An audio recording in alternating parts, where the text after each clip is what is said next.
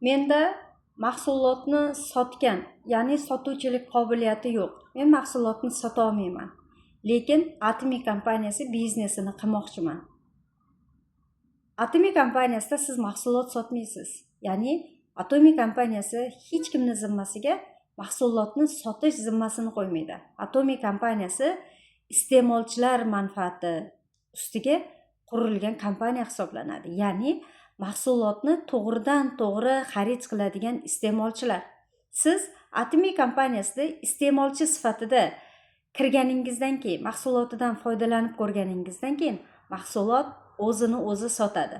Siz o'zingizga Atomy kompaniyasini mahsulotini sota olsangiz, shu mahsulot o'zini boshqalarga ham sota oladi. Ya'ni siz atrofingizdagilarga o'zingiz ishlatib ko'rgan mahsulot haqida shunchaki ma'lumot berasiz va bu mahsulotni qayerdan sotib olish mumkinligini, qanday sotib olish mumkinligini ko'rsatadigan bo'lsangiz, o'rgatadigan bo'lsangiz, sizning biznesingiz davom etadi.